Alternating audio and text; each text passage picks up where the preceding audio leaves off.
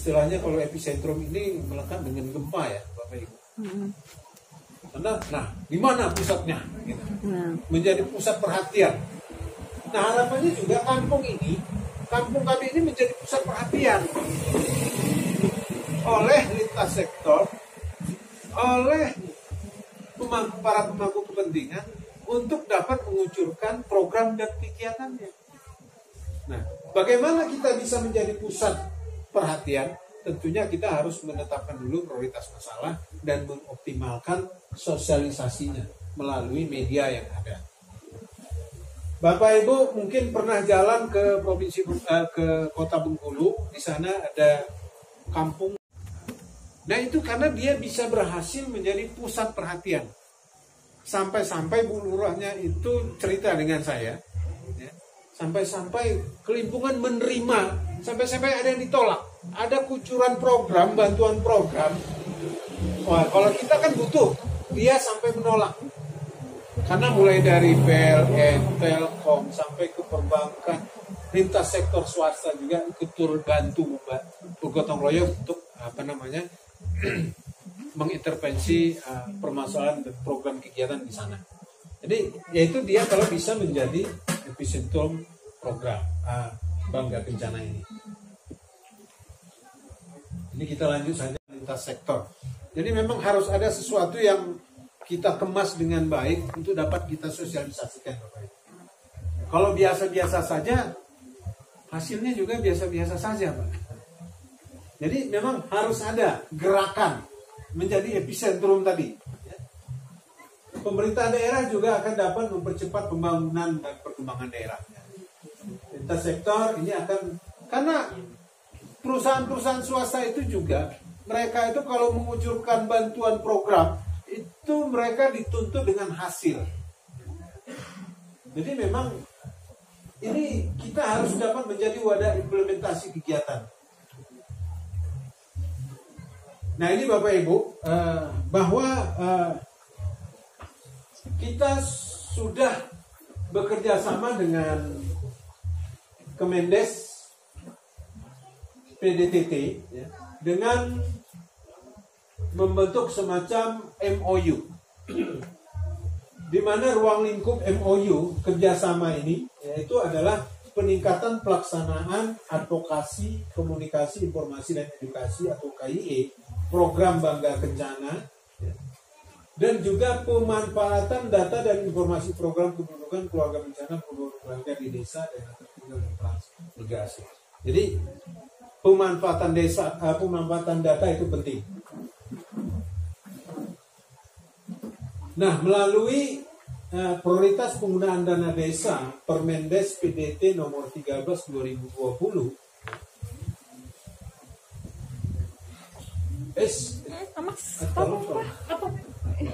angin nggak nyampe. Ini sudah dibentuk SDGs desa. SDGs ini adalah Sustainable Development Goals. Ini ada 17 goals, ada 17 tujuan yang sudah ditetapkan oleh PBB ya. Ditambah satu oleh Kemendes PDT, yaitu kelembagaan desa dinamis dan budaya desa adaptif. Nah ini adalah turunan dari kebijakan pemerintah pusat ya, bahwa SDGs ini Sustainable Development Goals adalah tujuan pembangunan yang berkelanjutan. Artinya memang ini harus sudah kita rencanakan dengan matang. Kita tetapkan tadi prioritas kegiatannya apa. Ini berkelanjutan. Ada 18 tujuan kalau kita lihat dari penggunaan dana desa. Ini dapat diprioritaskan untuk mencapai 18 tujuan ini. Mulai dari desa tanpa kemiskinan, desa tanpa kelaparan, desa sehat dan sejahtera, sampai kepada desa damai berkeadilan, desa kemitraan untuk pembangunan desa, dan kelembagaan desa dinamis dan budaya desa adaptif. Dari 18 tujuan ini ada 168 atau 169 indikator yang ditetapkan. Nah, dari sekian indikator yang ditetapkan, kami harapkan ini nanti dapat yang bersinggungan dengan program Bangga Kencana ini, kami harapkan dapat menjadi fokus perhatian Bapak Ibu sekalian ya. Yang pertama adalah dana desa di 2021 ini dapat menurunkan prevalensi kurang gizi, kurus, stunting, anemia turun menjadi 0%. Ada nggak didapati di desa kita yang kurang gizi, kurus, stunting, anemia ini dapat kita tuntaskan melalui penggunaan dana desa. Ini bersinggungan langsung dengan program Bangga Kencana saja Pak yang kami tampilkan. Karena kalau semua tadi ada 168 atau 169 indikator. Nah, yang bersinggungan dengan program Bangga Kencana, yang kedua adalah prevalensi bayi yang mendapatkan ASI eksklusif. Ini bisa mencapai 100%. Tahu Bapak Ibu ASI eksklusif? Tahu Pak. ASI eksklusif pemberian ASI 0 sampai umur 2 tahun. Selama 6 bulan. 6 bulan. 0 sampai 6 bulan. Tanpa tambahan. Karena dengan menerapkan ASI eksklusif sebenarnya ini sudah mengikuti program MAL. Jadi KB. Tapi jangan salah-salah, program MAL ini ternyata ini adalah metode alat kontrasepsi, bukan metode alat, tapi metode modern. Itu masuk. Indikator desa sehat dan sejahtera yang pertama adalah BPJS Kesehatan mencapai 100% penduduk. Sebab di masa pandemi ini rentan. Dia ingin mendapatkan pelayanan tetapi tidak mampu karena masalah akses. Tetapi kebanyakan adalah karena masalah biaya nggak punya. Ya ini tadi yang putus iuran. Nah, ini harus dapat kita tanggulangi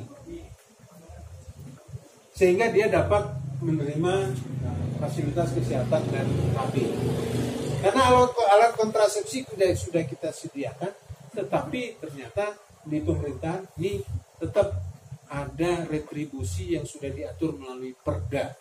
Kami juga melalui BKKBN Pusat, ini Pak Kepala BKKBN sudah mengeluarkan edaran sebenarnya kepada Gubernur dan Bupati untuk membebaskan biaya retribusi pelayanan KB.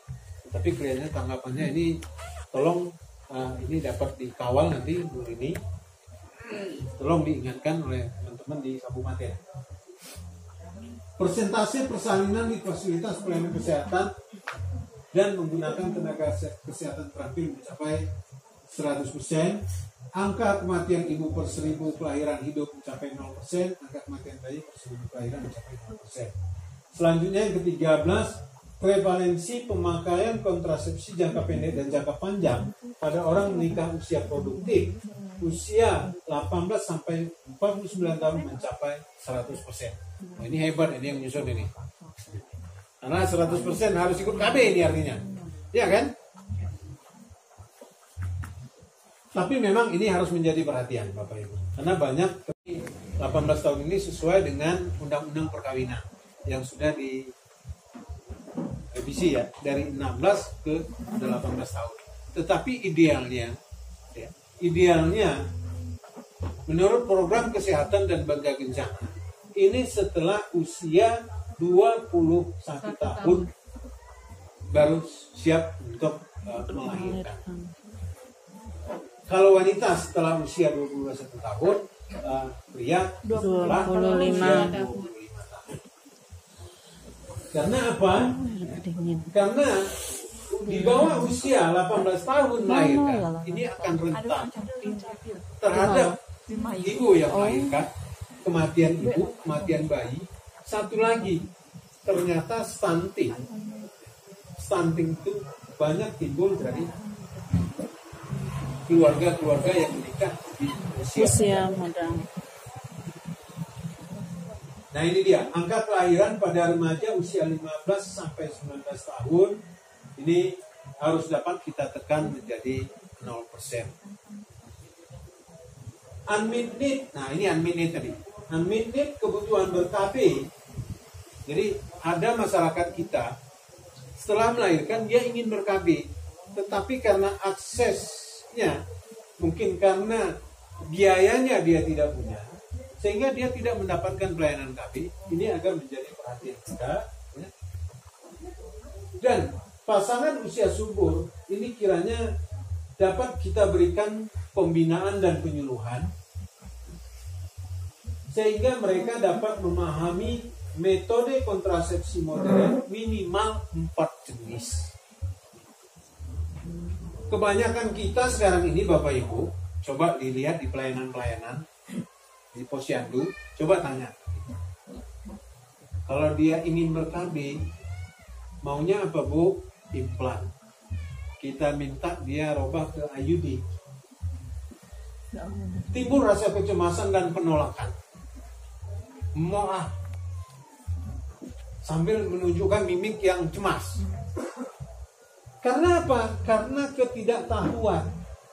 Padahal yang terbaik itu kalau dibanding implan dengan IUD apa? IUD. IUD yang terbaik. Karena implan itu bagian dari hormonal. Hormonal itu apa? Pil, suntik,